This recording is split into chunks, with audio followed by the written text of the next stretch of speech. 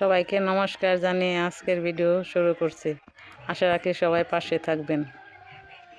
কেমন আছেন সবাই?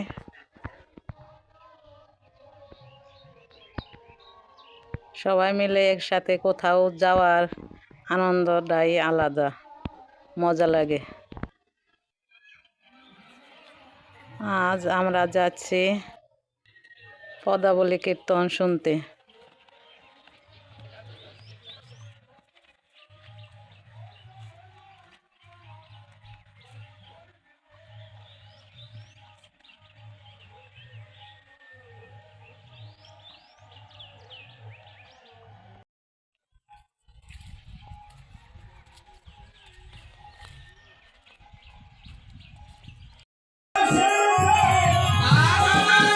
আমার সোনা বাবা মালা দিগঞ্জে কীর্তনারে সবার জন্য আশীর্বাদ করে।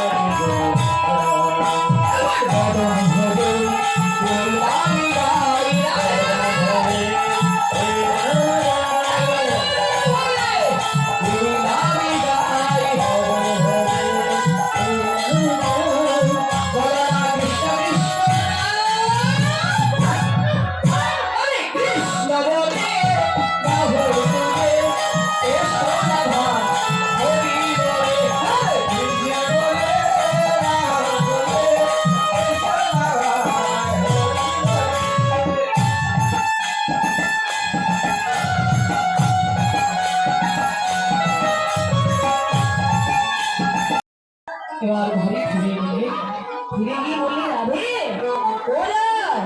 আমি তো রাধানাথ গোবিন্দকে দর্শন করলাম। তবে শোন, তুই যদি দর্শন করতে চাস আমি যে যে যুক্তি দিব শেষে যুক্তি মতো যদি আজকে কাজ করতে পারিস তবেই তুই সেই কৃষ্ণ বদন দর্শন করতে পারবি। রাধারানী বললে আরে ও তুলসী কিন্তু আমাকে যা বলবি আমি তাই করতে রাজি। বল কি করতে হবে? বলি শোন, ছলনা করে তোর শাশুড়ির প্রতি যদি কাঁদতে পারিস তবেই তোর কৃষ্ণ বদন দর্শন হবে। যেমন ভাবে শিখায় দেবে ঠিক তেমন ভাবেই তুলসীর কথা মতো রাধারানী কাঁদতে লাগলেন শাশুড়ির কত শাশুড়কে শাশুড়িয়া বিরোধিনী আর শাশুড়কে শাশুড়িয়া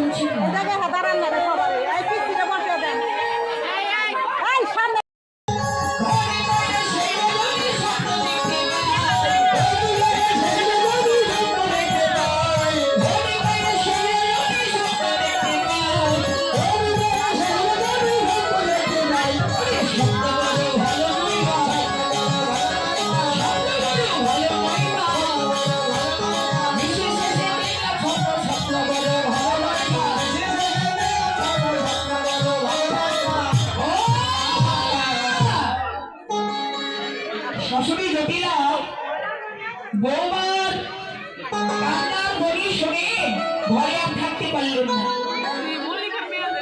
এবার বৌমাকে আদর করে কোলে তুলে নিলেন। আসলে কি এমন বৌমা এবং শাশুড়ি আছে যে বৌমাকে আদর করে কোলে তুলে নিয়ে একটু হাত তুলুন তো? এ বন্ধের মধ্যে কেন জানিস? কেমন যারা একবার ধরে তারা আর ছাড়ে না। এই বনে যারা সুন্দরী রমণী, এই বন্ধের মধ্যে তাদেরকেই বেশি বেশি করে ধরে। কটিলা বলি যাই হোক, আমার চেয়ে আমার বৌদি অনেক সুন্দর। কি পাই জানো?